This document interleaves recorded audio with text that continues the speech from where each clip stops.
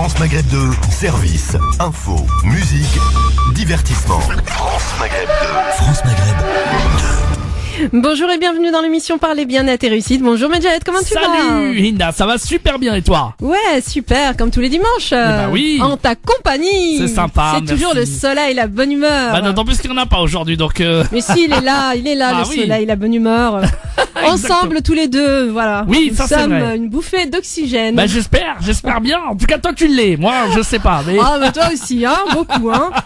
Je C'est crois sympa. que t'es aimé par pas mal d'auditrices. Ah bon Oui. Ah je sais pas, j'ai pas. Dites-nous sur le Facebook Live de Hinda, est-ce que vous... Est-ce que vous aimez bien Medjahed? Voilà, est-ce que vous me trouvez sympathique? Voilà. Ouais, on va s'arrêter là. Sympathique, c'est mieux.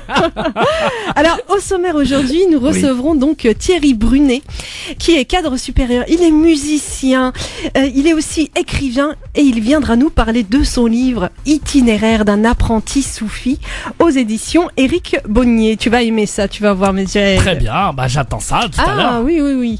Alors, nous parlerons ensuite de naturopathie. Ah, Mais oui, la naturopathie et surtout de comment se protéger des pathologies hivernales. génial. Parce que les grippes, les rhumes, les gastro, tout ça, Ouais, ça y va en ce moment. Hein. tout à fait.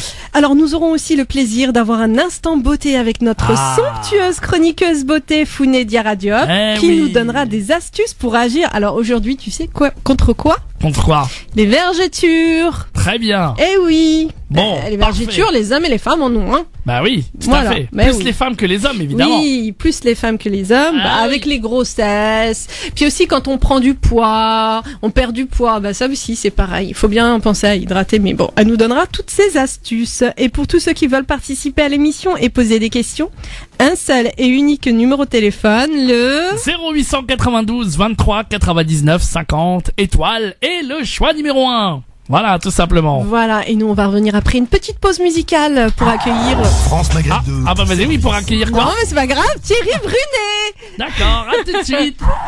France Maghreb 2, service, info, musique, divertissement. France Maghreb 2. France Maghreb 2. France Maghreb 2, France Maghreb 2.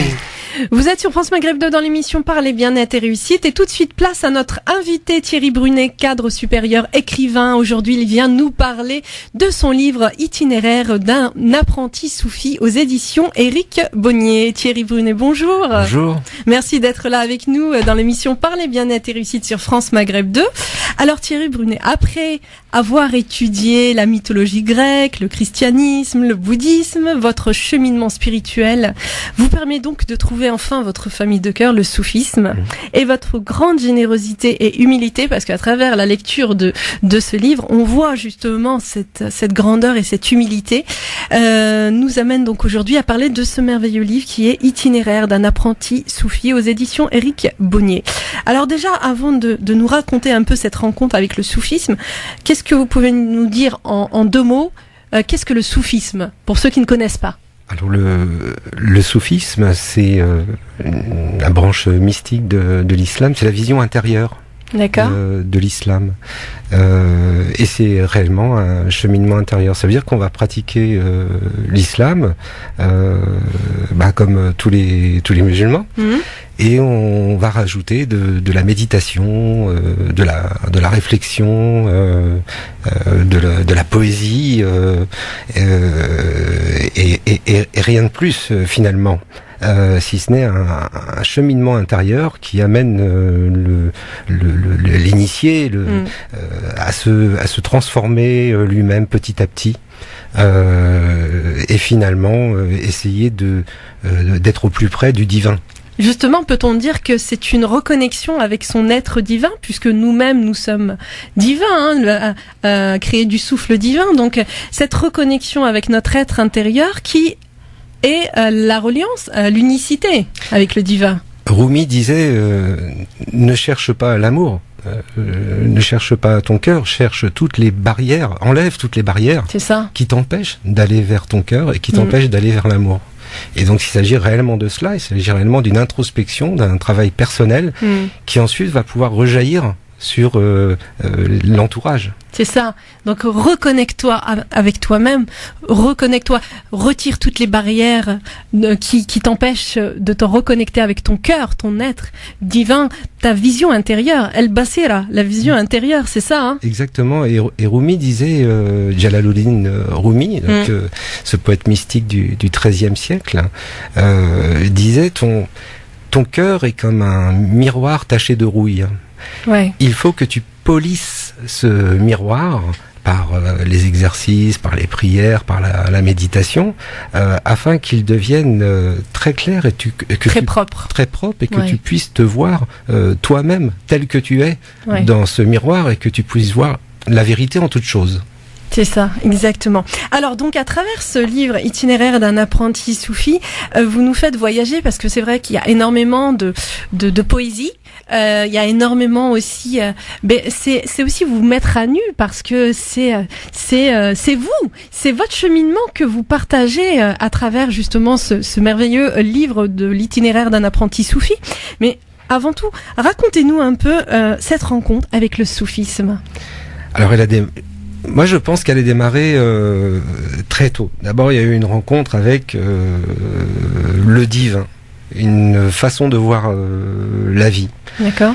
Je pense que ça a commencé vraiment enfant, où je vivais dans un environnement isolé, avec pas grande chose à faire, mais surtout avec la nature tout autour de moi. C'est ça.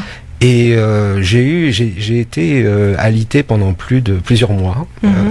J'ai fait des rhumatismes articulaires et je n'avais qu'une lecture qui était l'encyclopédie Tout l'univers.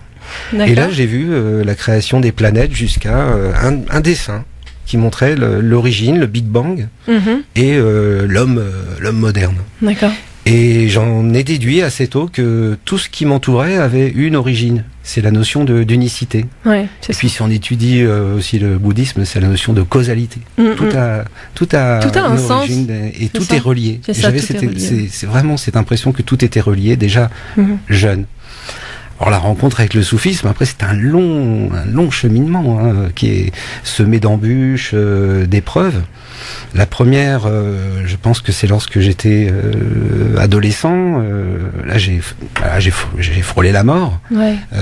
J'ai eu un accident de kayak en Ardèche et je suis resté coincé la tête en bas entre deux gros rochers. J'avais plus d'oxygène.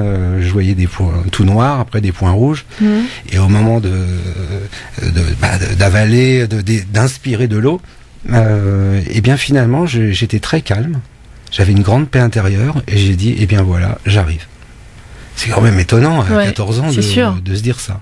Puis j'étais toujours attiré par le divin, je faisais la prière, mes parents n'étaient absolument pas pratiquants, ni même affiliés à quelque religion que ce soit.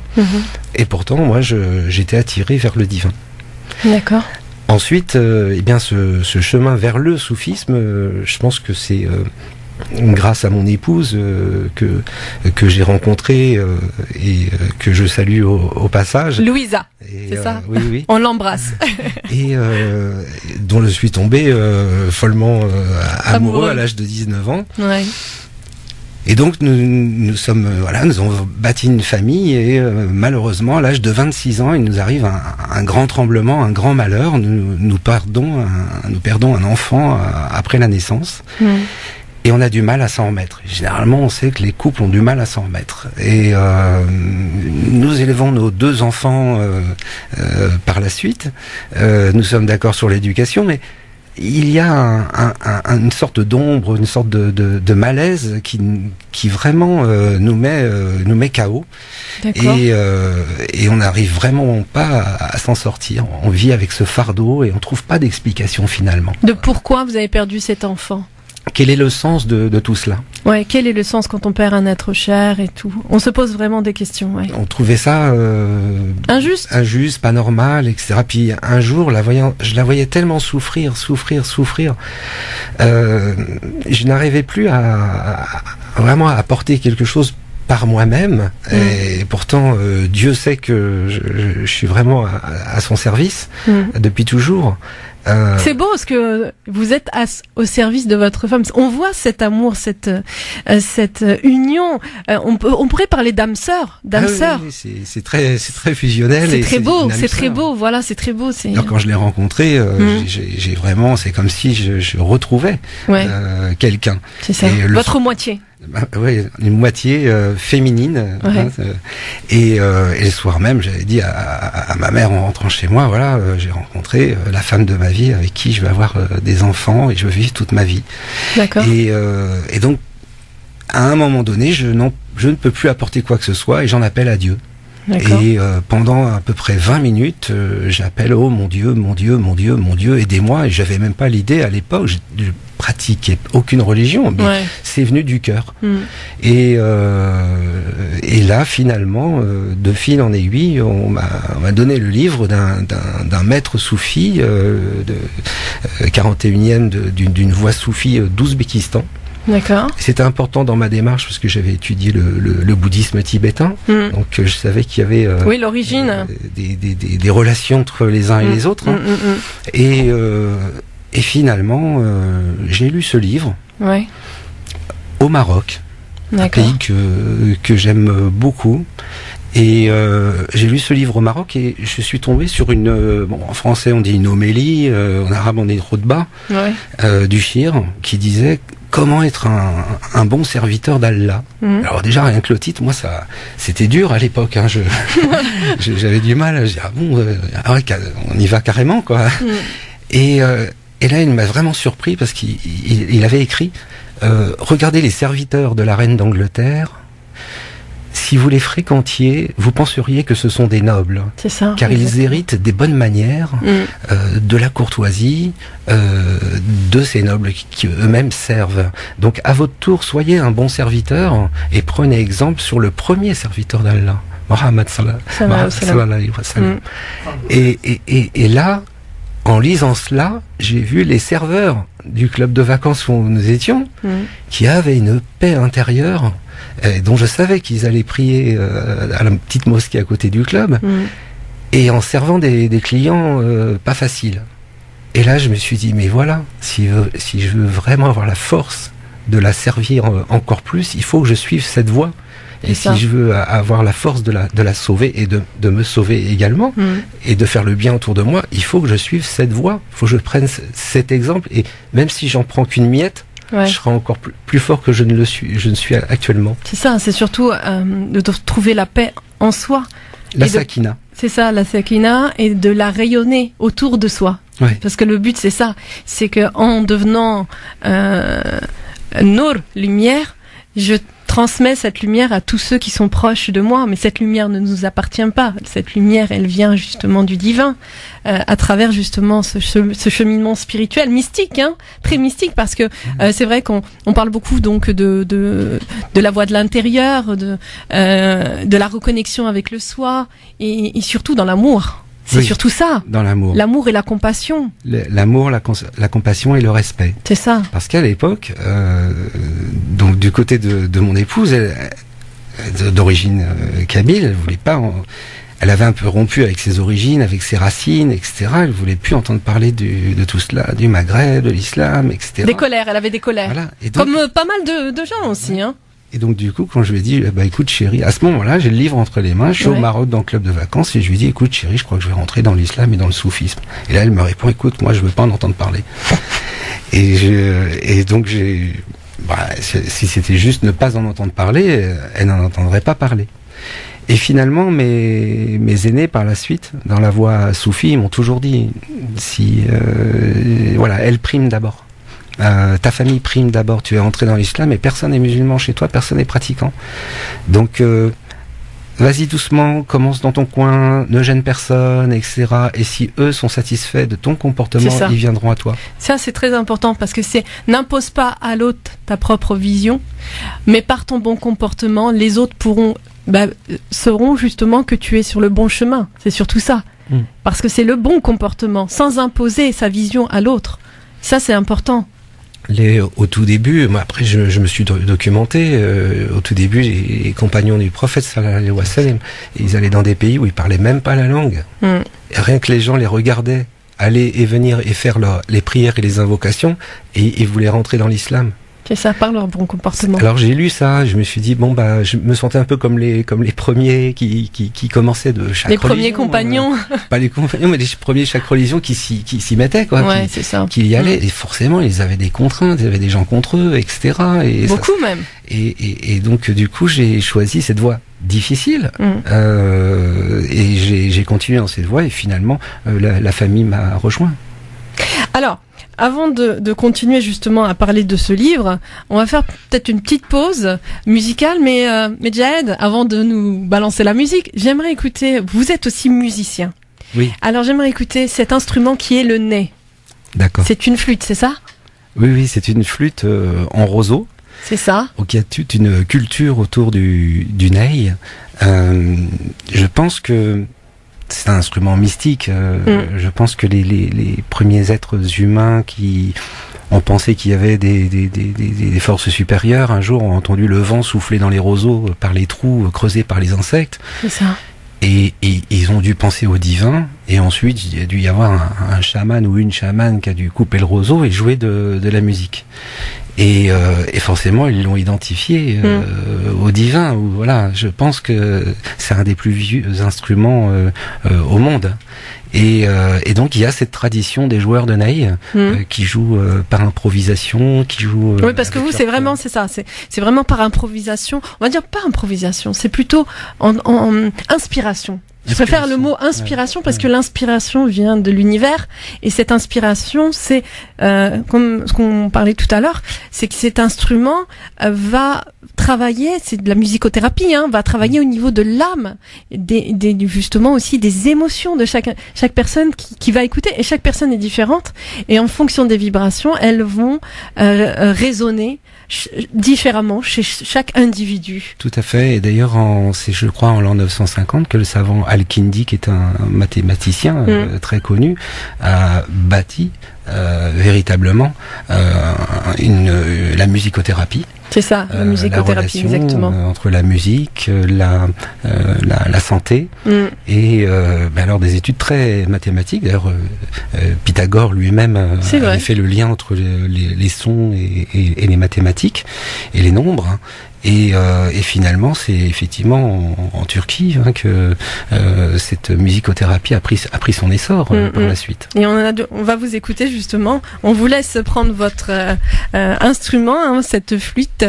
Mais Jahed, qu'est-ce que t'en penses alors de tout ça, déjà de ce livre itinéraire d'un apprenti soufi, du soufisme. Tu connaissais ? Je connaissais un petit peu, mais surtout c'est la manière racontée, donc comment par rapport à la perte de son enfant et comment il a pu justement rentrer dans cette religion m'a beaucoup touché. Ouais. Et je pense que ça a beaucoup touché beaucoup d'auditeurs qui sont restés scotchés, j'en suis sûr, par rapport à comment il est arrivé jusque-là, et c'est génial. C'est ça, tout ce cheminement, en fait. C'est tout un cheminement d'expérience, parce que ce sont tous des expériences qui amènent à une transformation de la personne. Et on va écouter justement un peu le nez. France Maghreb 2, France Maghreb 2. Ah, voilà. Vous êtes sur France Maghreb 2 dans l'émission Parler bien-être et réussite. Nous sommes donc avec notre invité Thierry Brunet, cadre supérieur, écrivain, musicien, la joueur du nez. Vraiment, vous nous avez fait rêver. Oh là là, aujourd'hui il vient nous parler de son livre Itinéraire d'un apprenti soufi aux éditions Éric Bonnier. Alors Thierry, vous pouvez nous parler un petit peu à travers ce livre, est-ce que vous avez voulu faire passer un message, et si oui, lequel ? Tout d'abord, quand j'ai voulu écrire ce livre, j'ai pensé à ce fameux maître soufi qui m'a guidé, qui m'a même sans me parler, auquel je pensais, et j'ai voulu rendre hommage. D'accord. Et ensuite j'ai voulu faire partager une expérience également. puisque il y a différentes contraintes qui se posent dans cette histoire et qui peuvent être des contraintes que retrouvent les gens dans leur vie. Et comment justement par l'amour, mais par la patience, par la courtoisie, par la persévérance, et là en particulier pour moi par la foi, la détermination, comment j'ai pu passer toutes ces épreuves. Et je me suis dit que ça pourrait être utile à d'autres personnes qui sont en cheminement, qui cherchent en fait. C'est pour ça que j'ai écrit ce livre. Parce que par exemple, au jour d'aujourd'hui, où nous vivons quand même dans une société quand même assez dure, avec tout ce qui se passe dans le monde, l'humanité est quand même beaucoup bousculée, il y a beaucoup de pertes de repères, on a l'impression que le monde est à l'envers. Et on se pose plein de questions, et c'est vrai que d'un côté on a les personnes justement qui sont en quête de sens de leur vie et qui sont justement sur un besoin de spiritualité, un besoin de foi, ils vont s'accrocher à ça dans ce monde. D'un autre côté, on a des personnes qui malheureusement sont encore, on va dire, endormies ou sont encore voilées. C'est-à-dire que souvent, aujourd'hui, on subit la société, donc elle est mercantile. C'est d'ailleurs René Guénon, dès le début du XXe siècle, qui avait prévenu des dangers de cette société mercantile, qui fabriquait de nouveaux objets pour les vendre, mais ces nouveaux objets qui étaient fabriqués n'étaient ni plus ni moins que les anciens objets améliorés. En cela, on se coupait d'une société traditionnelle. Traditionnelle dans le sens du lien à la spiritualité. C'est ça. Et aujourd'hui, effectivement, la société occidentale est vraiment coupée de ce lien spirituel. Et plutôt que de subir cette société, cette pression extérieure, il est intéressant de temps en temps de se poser tout simplement et de se couper de tout cela par la méditation, par les lectures, ce que chacun peut faire, bien entendu. Et là, j'ai vécu quelque chose qui m'a vraiment coupé du monde extérieur, mais qui à la fois m'a permis d'affronter ce monde extérieur, parce qu'à l'époque où ça m'est arrivé, je travaillais avec les laboratoires de recherche et de développement d'un grand éditeur de logiciels, et j'étais responsable de l'Europe, du Moyen-Orient et de l'Afrique. Donc j'avais des sacrées responsabilités. Ouais, c'est ce que j'allais dire. J'avais vraiment vraiment du travail et de la pression. De la pression, et finalement cette pratique du soufisme, notamment cette voie Naqshbandi d'Ouzbékistan, m'a permis de faire en quelque sorte ce qu'on appelle chez nous la séclusion dans la foule. C'est-à-dire qu'on est au milieu de gens, on fait une réunion, on parle de choses et d'autres, etc. Mais nous, on sait à qui on est relié. C'est ça, exactement. Et ça, c'est une force incroyable, parce qu'on a de la joie à l'intérieur de soi. Mais on ne va pas forcément montrer tout cela. Alors, en ce qui me concerne, par courtoisie envers les gens avec qui j'étais. D'ailleurs, quand je me suis converti, je suis rentré dans l'islam. Je suis pas converti, je suis rentré dans l'islam.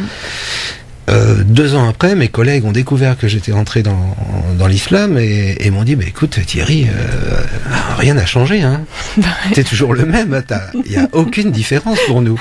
Tu nous fais rire, tu nous rends service, t'es toujours le même, tu n'as absolument pas changé. Et à l'intérieur, moi, je découvrais plein de choses, des univers, des lectures, des découvertes sur moi-même, mais je faisais bien la distinction entre ce que je vivais au travail et mon chemin personnel. Ça, c'est important justement, parce que en fait, dans ce que j'entends, c'est qu'il y a une vision aussi du musulman. Il y a une vision du musulman qui est dure, qui est ceci, qui est cela, et en fait, par votre bon comportement et le fait de ne pas imposer à l'autre, parce qu'en réalité, c'est ce qu'on doit faire. On ne doit pas imposer notre vision aux autres. C'est notre relation avec le divin, et donc, on doit toujours être courtois, dans l'empathie, le sourire, la gaieté, la joie, transmettre. Et c'est ça, en fait, le bon comportement. C'est adab ou aoud.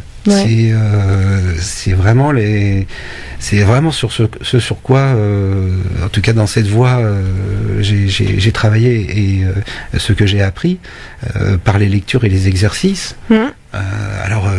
Ça prenait des fois si vous voulez, des conseils, intéressants. Je me souviens moi d'être allé en Turquie et Soufi était là et se saluait.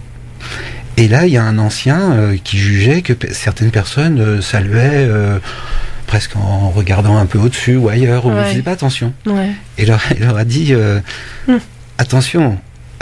Lorsque vous saluez quelqu'un, sachez que peut-être un saint se cache derrière cette personne et vous teste. C'est vrai. Donc ayez la plus grande déférence envers les gens que vous saluez. Rien que ce mot-là, c'est pas la lettre, c'est pas de dire il y a un saint déjà. Non, c'est le symbole qui résonne en soi. Bien sûr. Et donc du coup, ça a vraiment fait quelque chose. En tout cas, en ce qui me concerne, j'avais déjà ces aptitudes. Mais en tout cas, ça a vraiment fait quelque chose sur moi et ça m'a permis de gérer les situations du quotidien avec beaucoup de calme, beaucoup de quiétude. Plus de sérénité, c'est ça. Et puis aussi, ce qui est important, j'aimerais vous poser une question. Est-ce que, je pense connaître la réponse, mais croyez-vous aux synchronicités, aux signes qui nous guident à accomplir notre mission de vie ? Là, oui, dans le sens où on le voit à un moment donné dans le livre. Lorsque je vais à Damas avec mon épouse et que dans un rêve, j'ai comme un espèce de semi-rêve, un message avant la prière du matin. Et qui me dit d'aller trouver un endroit de la famille du prophète sallallahu alayhi wa sallam. Et donc là, j'emmène mon épouse dans cet endroit, on le visite, on ne sait pas où vraiment on est parce qu'on parle pas arabe, et on est dans cet endroit, on y reste. Et il y a un mausolée, il y a une mosquée. Je fais les prières. Et là, en revenant le soir à l'hôtel, on demande à un chrétien qui connaissait l'histoire de Damas, mais quel est cet endroit ? Et il nous dit, il s'agit du mausolée de Saïdina Rokhaya, la sainte protectrice des enfants morts en bas âge. Donc là, oui, nous avons eu un enfant mort en bas âge, et finalement, à la fin du voyage, nous avons été guidés vers cet endroit.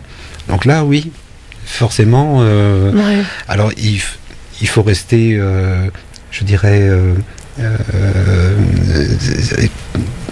il faut pas absolument les rechercher, ni essayer de les commenter. Ces choses qui nous viennent à nous, il faut simplement se laisser aller. Les accueillir et les vivre. Et puis après, on dit Alhamdulillah, Shukroulillah. Ouais, c'est ça le plus important. Alors, avez-vous aujourd'hui trouvé un sens à votre vie ? Ah oui, en tout cas, je ne fais que me conforter dans le sens que j'avais pressenti, je pense, tout petit. J'ai déjà retrouvé cette sensation de liberté, et cet amour des autres, et en même temps le sens du service. On veut devenir si on veut devenir un serviteur, il faut servir. C'est ça. Il faut servir Allah dans ses prières quotidiennes et dans les 5 piliers, mais également servir les autres. Et donc voilà, moi mon sens, c'est de servir les autres. Donc j'ai commencé par ma famille, et puis j'essaye de faire le bien autour de moi. Et en fait, en écrivant ce livre, donc que je conseille, Itinéraire d'un apprenti soufi de Thierry Brunet aux éditions Éric Bonnier, c'est un livre rempli à la fois d'émotions, de poésie. Il y a aussi énormément de j'aime bien beaucoup, j'aime un peu tout dans votre livre. J'ai planté l'amour dans mon cœur, et cet amour ne sera pas distrait jusqu'au jour du jugement dernier. Vous avez blessé mon cœur quand vous vous êtes approché de moi. Mon désir grandit, mon amour éclate. Il m'a versé une petite gorgée pour boire. Il a accéléré mon cœur avec la tasse d'amour qu'il s'est rempli à l'océan d'amitié. Et donc c'est Abou Yazid el-Bistami. C'est ça. Et donc c'était au 9e siècle. Un merveilleux poème de Abou Yazid al-Bistami, et que j'ai pris pour mien dans ma vie de tous les jours. Et c'est vrai que c'est beau. Même par exemple de Rumi, hein, n'ouvre pas la bouche pour expliquer ces 3 choses. Ton départ, ton heure et ta religion. Pour ces 3 choses, il y a un adversaire et un ennemi qui te guettent quand ils le savent. Oui. C'est vrai. En réalité, c'est rempli de sens. Et élève les mots, n'élève pas la voix. Il y a le poème de Rumi sur la colère. Ouais, c'est ça. Élève les mots et pas la voix. Seule la pluie fait pousser les plantes et pas le tonnerre. Ouais. Mais voilà, c'est rempli de poésie, hein, c'est rempli de messages aussi, hein, et qui nous amène vraiment à la réflexion sur nous-mêmes, sur notre cheminement et sur chaque expérience de vie. C'est vrai que votre expérience de la perte d'un enfant est une expérience très forte et une expérience que vous avez transcendée avec cette recherche spirituelle, cette quête de la spiritualité, de sens de votre vie, et vous en avez fait une force. Oui. Parce que vous le transmettez aux autres. Oui. Et ça, c'est important parce que je suis sûre qu'il y a beaucoup d'auditeurs qui ont perdu une personne, un enfant, une sœur, un père ou une mère, et qui en souffrent, et qui au jour d'aujourd'hui, des années après, n'ont pas fait le deuil, et c'est très difficile. Et à travers justement votre cheminement, parce que perdre un enfant c'est très difficile, hein, comme perdre une personne qu'on aime. Hein. C'est extrêmement douloureux. C'est ça, c'est douloureux. Et donc le fait, ce qui est merveilleux, c'est que vous le transmettez, vous vous mettez à nu pour transmettre l'espoir, de dire voilà, votre cheminement, oui ça fait mal, mais votre cheminement spirituel, à la fin, c'est de servir, de vous servir, de servir l'humanité tout entière. Parce qu'en réalité, nous ne faisons qu'un avec le divin. Inch'Allah, amin. Restez avec nous, Thierry, hein, parce que c'est vrai que là, en tout cas, voilà, pour ceux qui veulent lire ce livre, moi je vous conseille, hein, Itinéraire d'un apprenti soufi de Thierry Brunet, Éric Bonnier. C'est vrai que vous allez apprendre énormément, puis ça vous amener vraiment à la réflexion. Moi, j'aimerais bien, après, en deuxième partie, si vous restez avec nous, on écoutera. Là, on va faire plaisir à Medjahed parce qu'il aime bien le son un petit peu, hein, la musique, voilà. On va lui faire une petite musique et après donc en deuxième partie parce que là on va voir la chronique de Founé, notre chroniqueuse beauté qui va justement nous parler des vergetures. Ben oui, ça fait partie du physique, ça fait partie, on va dire, de la spiritualité aussi. Et ensuite donc on va parler de naturopathie et aussi de ce parcours initiatique qui m'a amené justement à devenir naturopathe. Très bien. France Maghreb 2, France Maghreb 2. France Maghreb 2. France Maghreb 2. Sur 91.3 FM. 91.3 FM. À Reims et toute sa région. Vous êtes sur France Maghreb 2 dans l'émission Parler Bien-être et Réussite et nous accueillons Founé Diarra Diop, notre chroniqueuse beauté. Bonjour Founé. Bonjour à toutes et à tous. Comment tu vas?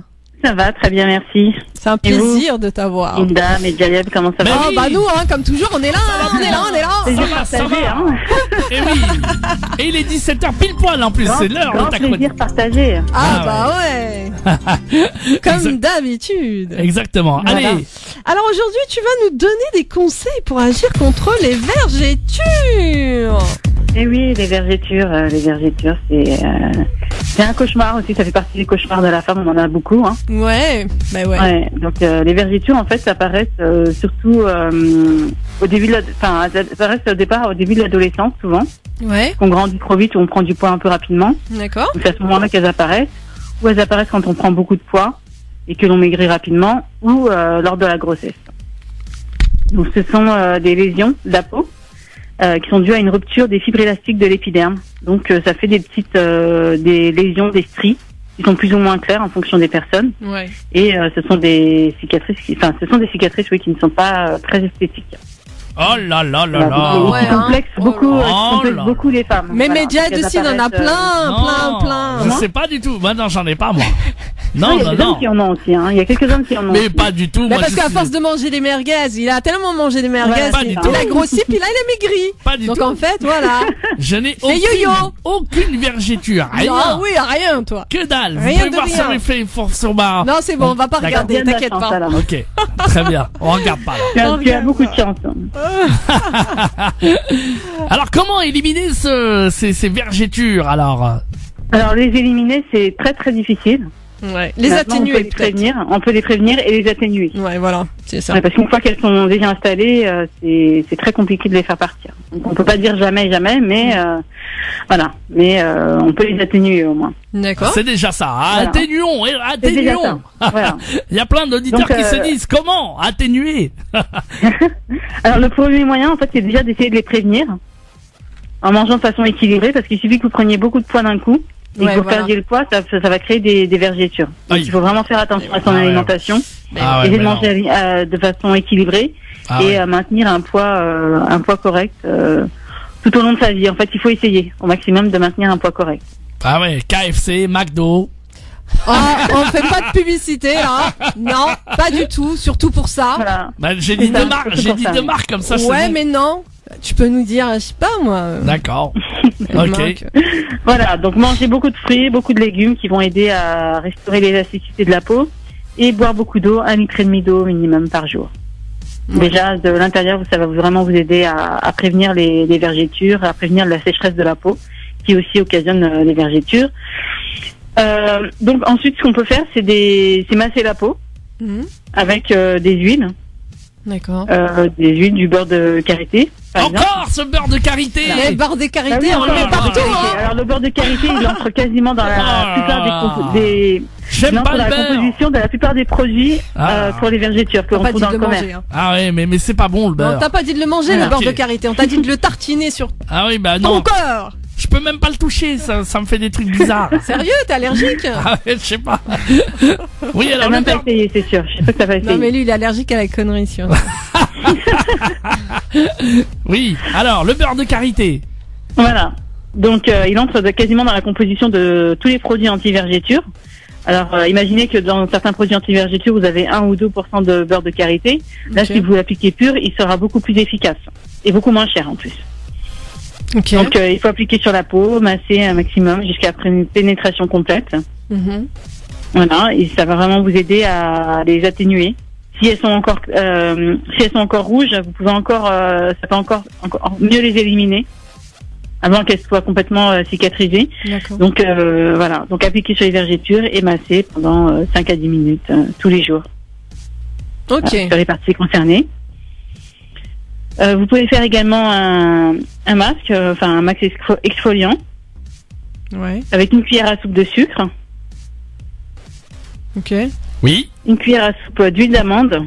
très bien. L'huile d'amande, ça te dérange pas, mais Jaïeb? Non, ça va, ça j'aime bien l'huile Ça va, d'amande. ça? On peut mettre l'huile d'olive aussi, non? Ouais, l'huile L'huile d'olive d'amande. aussi, une huile de votre choix. en Bah fait. ouais, Vous ce qu'il y a dans la pouvez utiliser cuisine, une huile que vous quoi. affectionnez. Tant qu'à faire. Voilà, Voilà. exactement. Et une cuillère à café de jus de citron. Waouh. Ouais, ok. Eh, vous pas mélangez mal. tout. Et là, on se fait son gommage naturel. Ah maison. ouais. Voilà, un gommage naturel sur la peau, sur les parties concernées. Vous gommez. D'accord. Et ce gommage va permettre d'exfolier la peau et de régénérer les cellules. Waouh.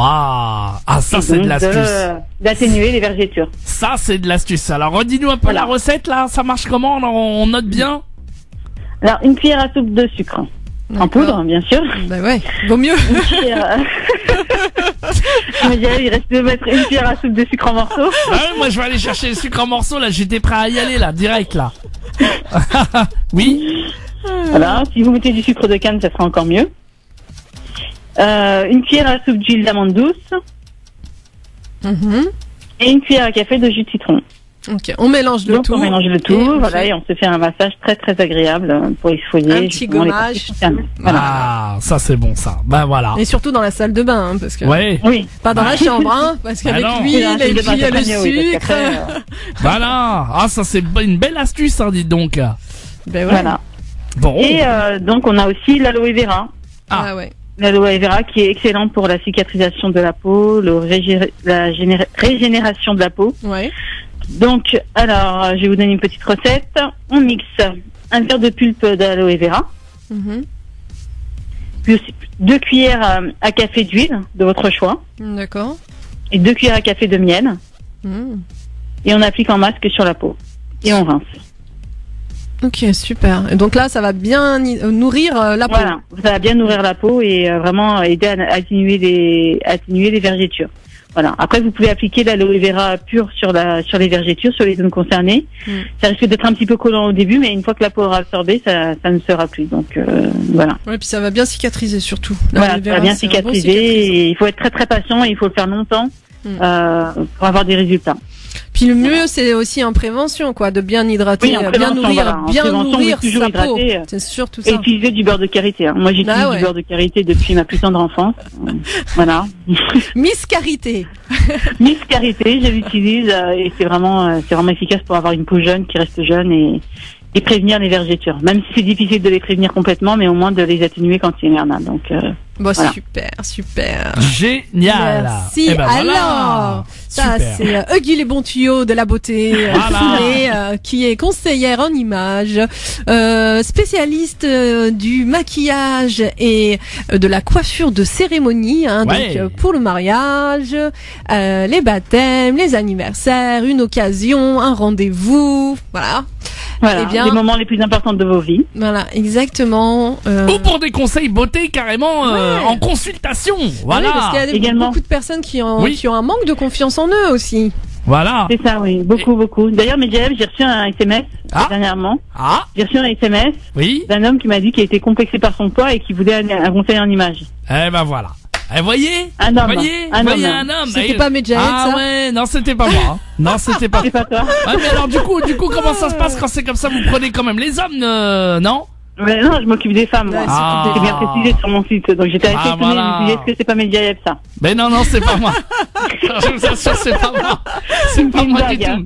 Je vous jure, c'est pas moi. Je vous promets. Mais en tout cas, pour toutes les femmes qui nous écoutent, eh ben oui, là aussi, je suis sûr qu'il y a plein de gens qui vous ont contacté et qui vont continuer pour une mise en beauté, pour vous rencontrer. Vous appelez Founé, elle est super sympa. Et surtout, je vous assure que quand vous l'aurez vue, quand vous serez sorti de son de son elle vous transformera. C'est vrai. Ouais, mais c'est vrai, hein. Mais c'est vraiment et elle est vraiment sympa et vraiment vous pouvez lui faire une totale confiance. C'est notre petite mise en beauté. Donc n'hésitez pas pour les cérémonies, les mariages, tout ce que vous voulez. Et le conseil en image aussi, t'as raison, Hinda, c'est important. C'est important, bien sûr. Voilà, reprendre confiance en soi. Ouais. C'est ton numéro, c'est le 06 10 63 32 90. On va répéter peut-être. 06 10 63 32 90. Et un site alors www.glamfashionbeauty.com. Et ben voilà. Et une page Facebook et la page fan Facebook du même nom, facebook.com/glamfashionbeauty. Et c'est réservé uniquement aux femmes, malheureusement les hommes, mais on n'a pas le droit, désolé. Donc c'est comme ça, voilà. Non, au contraire, il y en a plein d'autres qui s'occupent des hommes. Moi, je m'occupe des femmes. Voilà, chacun son. Voilà, donc en tout cas, mesdemoiselles, mesdames, je sais que vous êtes très nombreuses à nous écouter, à se dire oui, je vais l'appeler. Notez bien son numéro.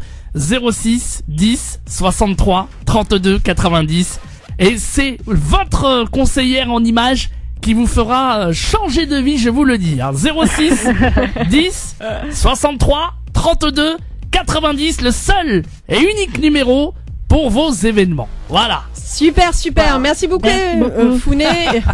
Merci beaucoup. Avec plaisir. J'en perds mes mots. Moi, je récupère avec vous pour la suite de l'émission parce que c'est fort intéressant. Donc, voilà. Moi, je récupère hâte de réentendre le fabuleux parcours de ma chère Hinda Djeridi, excellente naturopathe, la meilleure. Et moi, je récupère les dividendes pour la pub, s'il te plaît. La meilleure, c'est la meilleure. Ouais. Voilà. Non, mais tu m'as pas compris, là. Je récupère les dividendes pour la pub. Il perd pas le nord. C'est pas de la pub, ça fait partie du conseil. Je partage mes astuces beauté, mes astuces santé. C'est de faire appel à Hinda Djeridi. C'est vraiment très très important parce que elle va vraiment vous aider à améliorer votre santé de façon naturelle. Yeah. Voilà. Bon, allez, merci Je vais à toi. rougir là. Ouais, voilà. Merci en tout cas Founé. À bientôt, j'espère que tu vas avoir plein Merci. d'appels et plein de gens qui vont te contacter en tout cas. À bientôt, Ouais. Founé. Merci. Salut. Et nous, on va réécouter un petit morceau, Ouais. voilà, de Thierry Brunet, avec donc la flûte, le nez. Hein. Alors, Mais alors là, elle est vraiment. C'est une flûte. En fait, c'est une flûte amérindienne. ça Ah aussi. ouais, elle Donc, est super. Hein. Je suis allé un jour voir les Navajos Ouais. aux États-Unis, puis j'ai acheté des flûtes et quand j'ai ouvert les yeux, parce que je ferme les yeux quand je joue, il y avait plein de Navajos qui m'ont demandé mais pourquoi je jouais la musique de leurs ancêtres. Hein. Et ils étaient étonnés parce que je venais de Paris. Donc je vais vous jouer un morceau, c'est de la flûte méditative. Vraiment super, c'est magnifique. Ah là là là là. On en reprendrait, hein. Vraiment, c'est super. Mais c'est vraiment, hein, ça fait partie justement de la musicothérapie et de parler à l'âme et aux profondeurs de l'âme et de faire ressortir nos émotions, toutes nos émotions négatives et de les transcender. C'est ce qu'on appelle la transcendance de nos émotions négatives en émotions positives, en pardon, en amour. Et en compassion, en tolérance.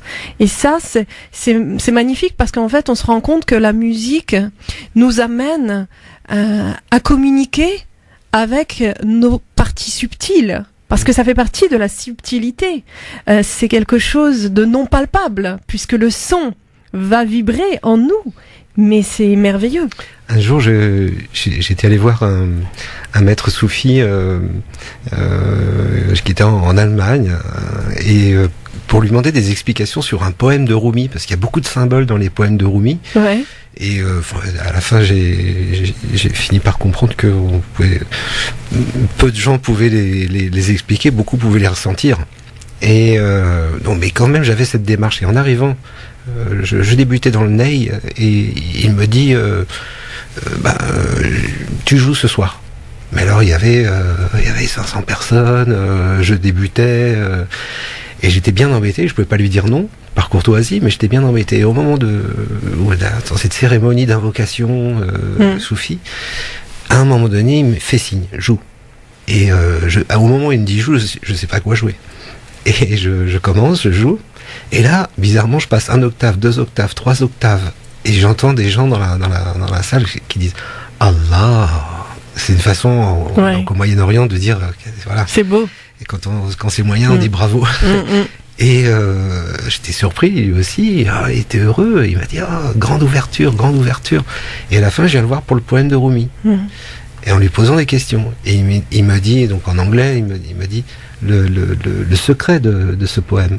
Et dans ce que tu as joué ce soir. Ouais, c'est ça. Ton cœur connaît le secret, ta tête ne le connaît pas. C'est exactement ça. Continue à lire et continue à ressentir et continue à jouer. Et il s'agit donc effectivement d'émotions subtiles. C'est ça. Et qui amènent également à être en paix avec en résonance avec soi-même. Et c'est ça, c'est l'intelligence du cœur. C'est pas l'intelligence justement du mental, de l'ego. Rien à voir avec le cerveau. C'est complètement différent parce que le cœur, en fait, a tout. Il a toutes les informations, mais il faut juste accepter d'aller vers cette ouverture du cœur. Il y a un vrai secret. C'est ça. Il y a une phrase du Coran qui dit Dieu a honoré les fils d'Adam. Un honneur en nous. Et puis, Amen. Le dépôt est en nous. Amen. Voilà, et ce dépôt est un peu le Graal. Il faut le retrouver. C'est ça, exactement. Nous, on va revenir après la publicité. Et là, on va parler de naturopathie. France Maghreb 2, France Maghreb 2. Sur 99.5 FM, sur 99.5 FM, à Paris et toute sa région. Vous êtes sur France Maghreb 2 dans l'émission Parler bien-être et réussite. Avant donc d'aborder le thème de la naturopathie, et d'ailleurs Thierry Brunet reste avec nous, hein, parce que il est aussi intéressé par la naturopathie. Hein. On apprend justement, on va en parler justement de la naturopathie, mais on va d'abord accueillir un auditeur, Karim. Bonjour. Bonjour à vous tous, bonjour aux auditeurs de votre radio. Merci. Donc Karim, vous faites partie d'une association. Vous pouvez nous en parler un peu plus de cette association et d'un gala, surtout d'un gala pour la jeunesse. Alors, on va procéder en 3 temps. Je vais vous expliquer, justement, je vais vous parler un peu de l'association. C'est une association qui s'appelle Maroc Devoir et Droit, qui milite pour la citoyenneté, pour le respect de l'autre et surtout pour le vivre ensemble. Ouais. Nous avons actuellement un projet de gala sur la thématique du regretté Falid Al-Atrache. Un projet qui va nous servir à alimenter un projet que nous avons actuellement pour la jeunesse maghrébine, à savoir un projet qui s'appelle surtout déviation, comme la déviation d'une courbe scolaire pour le jeune, de la voie de garage, comme on dit malheureusement, vers la voie de l'excellence. À savoir que nous sommes en train de recruter pas mal d'intervenants, de professeurs de lycée, de collège et de faculté, et nous allons organiser des sessions d'orientation pour cette jeunesse, parce que c'est dès là où, quand on prend une mauvaise courbe, malheureusement, c'est très très dur de faire marche arrière et de rectifier. Donc notre but, c'est d'orienter cette jeunesse pour les orienter vers des voies de métiers tels que avocat ou juge, ou dans des voies où cette jeunesse peut se reconnaître et peut nous présenter autre chose. Comme je dis toujours, je ne connais pas une meilleure arme de prévention contre toute forme de radicalisation. Ouais. C'est une pure et simple prévention. L'éducation, bien sûr. Voilà. C'est important. Donc vous avez... Alors, nous avons une soirée pour le 9 novembre à 19h au Salon Hoche, une soirée qui se voit très très chic. Au programme de cette soirée, nous démarrons donc vers 19h avec un cocktail networking dans un premier salon, au Salon Hoche, avec thé à la menthe et champagne, comme ça on fait plaisir à tout le monde. Tous les repas qui sont distribués sont cachers, donc halal par la même occasion. En deuxième temps, nous passons dans un salon où nous allons être installés devant une estrade avec 16 musiciens qui vont nous interpréter les meilleurs titres de Falid Al-Atrache, avec 2 ou 3 titres de la regrettée Keltoum, comme on dit, pour donner un avant-goût de la prochaine soirée. Après, il suivra une chorégraphie de danse orientale, d'un défilé de mode avec le grand styliste Albert Waknin et bien d'autres surprises. Ah, super. Voilà. Donc alors les gens qui veulent participer à ce gala, un numéro de téléphone. Il faudrait nous appeler au 01 53 76 28 03. 53 76 28 03 à partir de demain 9h30, 2 heures de bureau tout simplement. Donc à partir de demain 9h30 au 01 53 76 28 03. Donc c'est pour justement cette jeunesse qu'il faut former, il faut vraiment leur donner toutes les cartes, les possibilités pour qu'ils puissent devenir l'élite de demain, éviter justement la radicalisation de ces jeunes qui sont perdus et qui ont besoin d'aide. Et ça c'est important. En tout cas, c'est un très beau projet, Karim. Merci beaucoup. C'est un projet à très très long terme. Comme je dis, c'est un projet que les politiques ne peuvent pas porter parce qu'ils ont toujours peur que celui qui vient après récolte ce qu'ils ont. Nous, on n'a pas de carrière politique. On est là pour militer pour notre jeunesse, pour nos enfants. Donc c'est pour ça qu'on s'engage sur des projets qui vont payer peut-être dans 5 ans, 10 ans, 15 ans, peu importe. Mais c'est pour préserver nos enfants, tout simplement. Eh ben en tout cas, merci beaucoup Karim. On va redonner le numéro de téléphone, le 01 53 76 28 03. Donc pour ce gala du 9 novembre à 19h au salon Hoche. Donc première partie, une partie networking et deuxième partie avec cet orchestre magnifique qui vont nous emmener dans l'univers de Falid Al-Atrache et Keltoum et ça c'est vraiment merveilleux avec ces danses orientales, ce défilé de mode et plein d'autres choses en tout cas. Merci beaucoup Karim et bon gala en tout cas. Merci beaucoup, au revoir. Et nous on va revenir après une petite pause musicale pour parler de naturopathie. France Maghreb 2. France Maghreb 2. Sur 93.8 FM. Sur 93.8 FM. À Marseille et toute sa région. Vous êtes sur France Maghreb 2 dans l'émission Parler bien-être et réussite. Alors, Medjahed, tout de suite, on va parler de quoi? Oui, on va parler de la naturopathie, les amis. Qu'est-ce que la naturopathie? On va voir dans les détails justement ce qu'est la naturopathie et tu vas nous donner plein de conseils. Mais d'abord, moi, je voudrais savoir, Hinda, qu'est-ce qui t'a poussé à la naturopathie? pour comme ça, justement, nos auditeurs qui ne te connaissent pas sous cet angle et auquel tu es une très très bonne naturopathe et tu donnes de très très bons conseils. Mais surtout, qu'est-ce qui t'a amené vers ça en fait? Alors, qu'est-ce qui m'a amené vers la naturopathie? En fait, j'ai un peu un parcours similaire à Thierry. Sur pas mal de choses, dans le sens où moi j'ai travaillé 15 ans en pharmacie, en tant que préparatrice en pharmacie, et c'est suite à un accident. Voilà, j'ai eu un accident. J'ai été éjectée par l'électricité. Et donc suite à cet accident-là, j'ai commencé justement à prendre conscience de certaines choses. J'étais plus dans une recherche personnelle, spirituelle, dans une recherche justement de bien-être aussi, parce que je côtoyais toujours les malades avec la délivrance des médicaments. J'avais toujours ce lien avec les patients, les malades. Mais c'est vrai qu'on était j'étais plus en réflexion. Et suite à cet accident, ça m'a amené à vouloir aller vers le naturel, à prendre conscience qu'il fallait respecter son corps, que j'ai failli mourir. Et que voilà, pour moi c'était une deuxième chance pour pouvoir prendre conscience de ce qui était important dans la vie.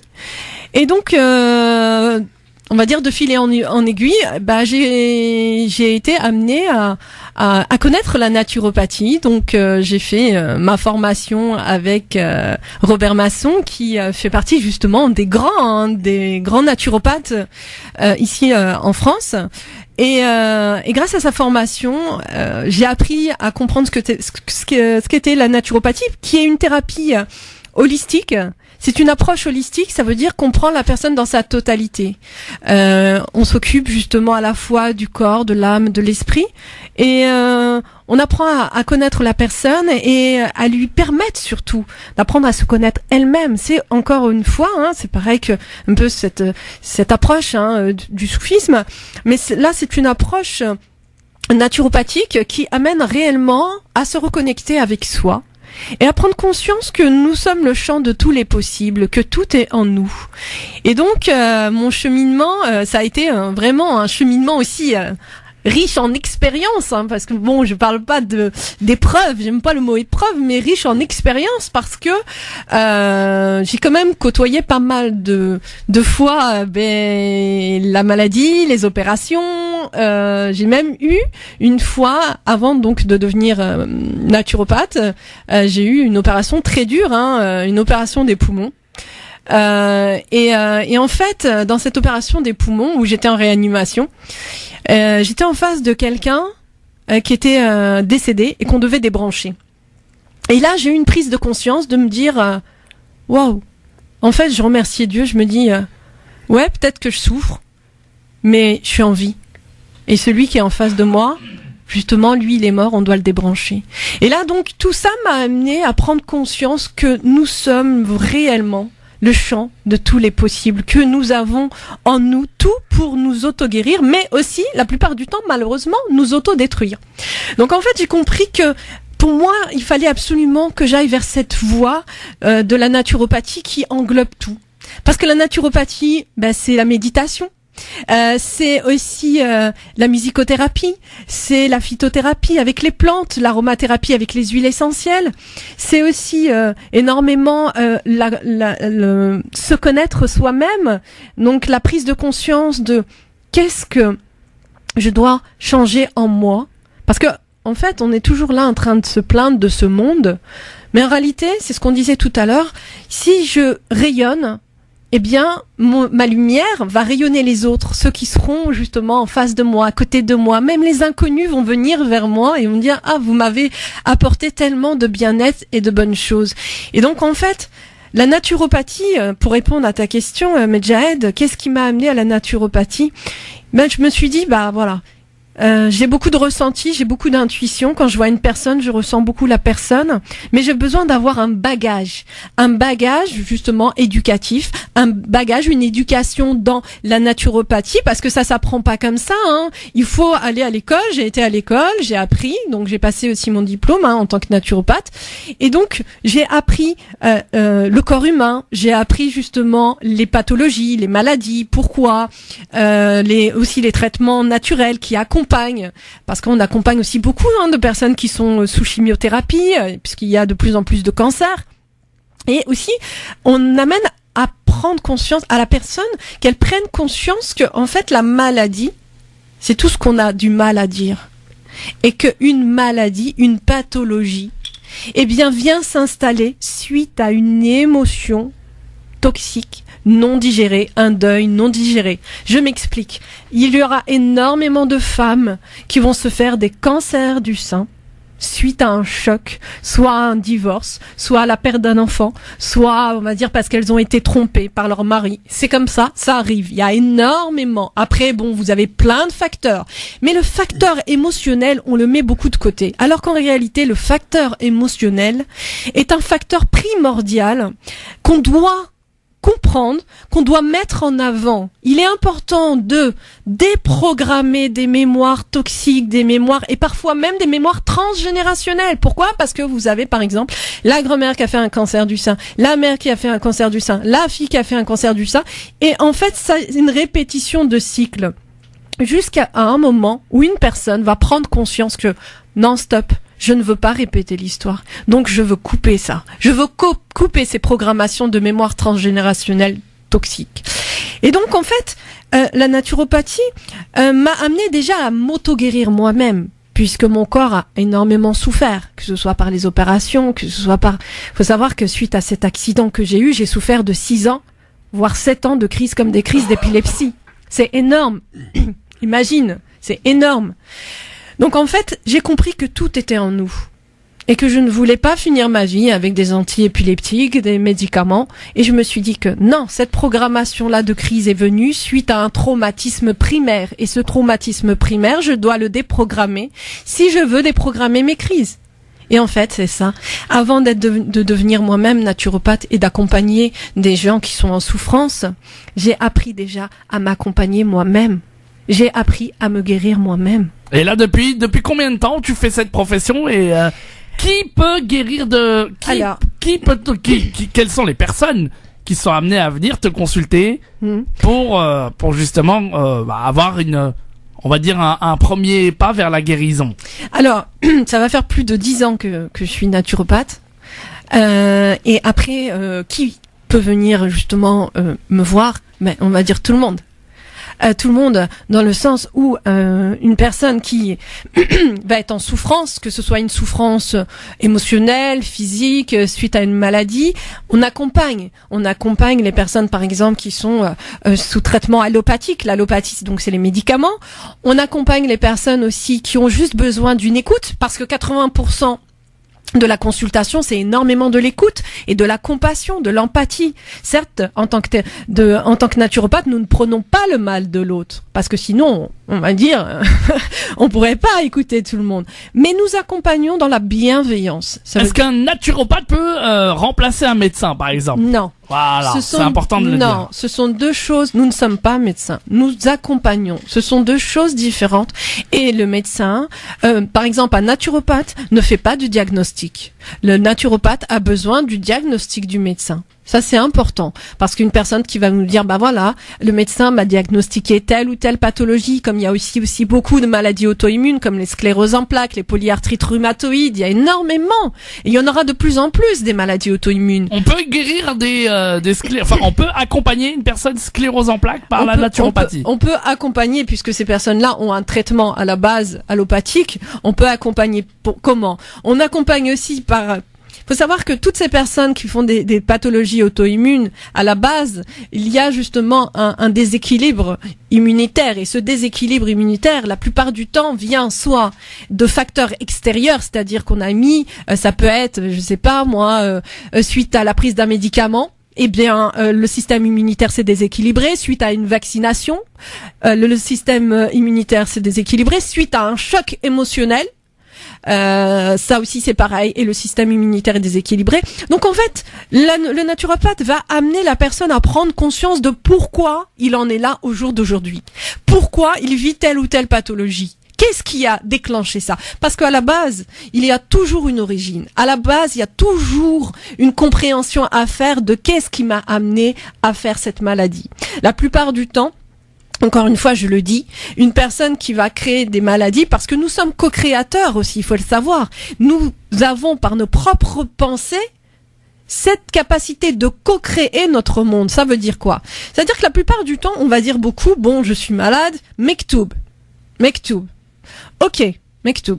Mais le mektoub, il nous a pas dit aussi, par exemple, de manger tout et n'importe quoi. Le mektoub, il nous a pas dit aussi de garder des émotions toxiques. Combien de personnes vont se faire des cancers du foie, des hépatites, suite à de nombreuses colères, parce qu'ils ne pardonnent pas. Il faut savoir que l'émotion du foie, c'est la colère. Combien de personnes vont se faire des problèmes aux poumons suite à une tristesse, parce que l'émotion des poumons, c'est la tristesse. Combien de personnes vont se faire aussi suite à un choc? Ils vont se faire un diabète type 1 sous insuline. L'émotion du pancréas, c'est la souffrance. Donc en fait, chaque émotion, il faut savoir que chaque émotion a un organe cible.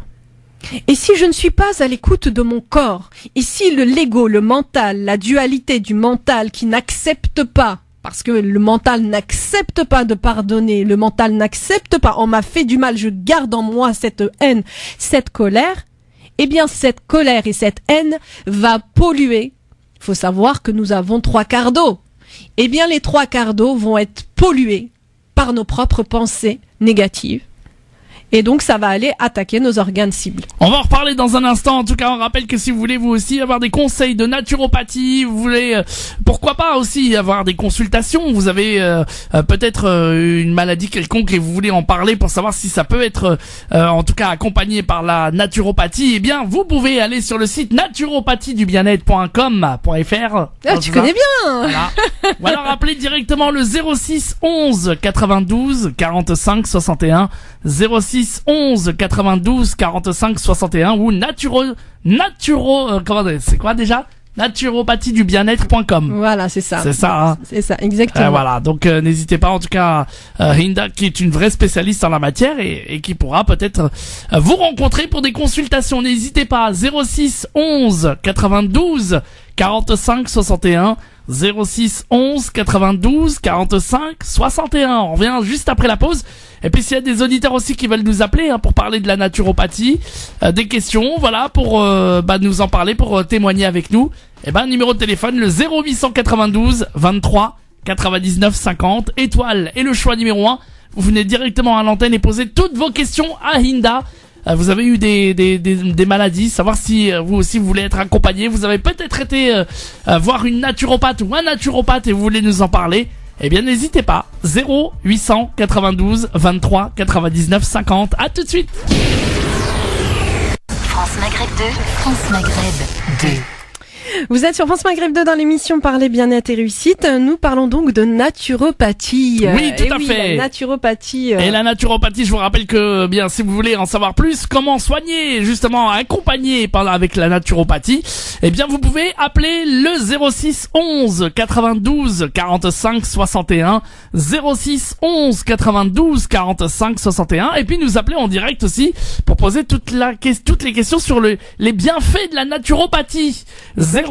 Voilà, 0892 23 99 50 étoiles et le choix numéro 1. Vous êtes très très nombreux, allez-y, bombardez-nous de questions. 0892 23 99 50. Alors Hinda, oui, on va accueillir une auditrice justement qui veut passer à l'antenne, c'est Aïcha. Voilà. Allô, bonjour Aïcha. Bonjour Linda. Bonjour. Ça va? Oui, ça va. Aïcha, vous nous appelez d'où? J'appelle de Champs-sur-Marne. Oh, comment ça va Aïcha? Ça va, alhamdoulilah, très bien. Oui, donc moi je profite de cette occasion pour vous appeler. Oui. Voilà, donc j'ai écouté tout ce que vous avez dit. C'est vrai que moi j'ai passé aussi par une grande expérience dans ma vie qui m'a vraiment fait réfléchir et voilà, d'aller vers la naturopathie. Et que c'est vrai depuis je vais vraiment très très bien. Donc je gère tout comme vous dites avec l'alimentation et puis il y a plein d'autres choses que ça rentre Donc dernièrement, moi je veux juste aussi, la raison laquelle j'ai appelé, c'est pour dire que c'est grâce à Hinda que j'ai aussi échappé de prendre un traitement à long terme au niveau de la thyroïde. Ah, donc vous avez consulté avec Hinda alors? Oui. Ah oui, d'accord. Donc j'ai consulté Hinda il y a 2 ans. Ouais. J'avais la thyroïde qui était vraiment pas bonne du tout. J'ai fait appel à Hinda, donc il m'avait vraiment dirigé vers un traitement naturel. Et que génial. vraiment, ça a vraiment très très bien marché. Et grâce à ça, donc grâce à la thyroïde qui était difficile, vous avez pu... Oui, vraiment. Génial, ça. J'étais même allée faire mes examens à l'hôpital et tout. Le médecin, il me dit, madame, vous avez pas la thyroïde pour prendre un traitement. Ouais. Vous allez très bien. Et depuis, ça va très très bien. J'ai ma fille aussi qui consulte chez Hinda aussi. Donc, c'est génial, on avait vraiment que des bons références. Ah dites donc Hinda, alors tu nous as caché ça. Je savais même pas que... Elle savait même non, pas. mais c'est vrai, ce que je dis, c'est pas vraiment, c'est que c'est des bonnes choses. Moi, je connais la naturopathie depuis aussi mon expérience à un accident très grave. Ouais. Donc, quand j'étais pas à Paris, mais le jour où j'ai connu Hinda aussi, donc mon naturopathe que j'avais avant, il était loin. Maintenant, après, j'ai découvert Hinda et puis depuis, vraiment, je suis très contente. C'est super, Aïcha. Merci beaucoup. Voilà, donc je la remercie beaucoup avec tout ce qu'elle fait. Et c'est aussi quelqu'un de bon cœur et qui vraiment et fait plein de choses vraiment très fort. Merci beaucoup Aïcha en tout cas de votre appel. Aïcha. Voilà, donc continuez Hinda comme ça, Inch'Allah.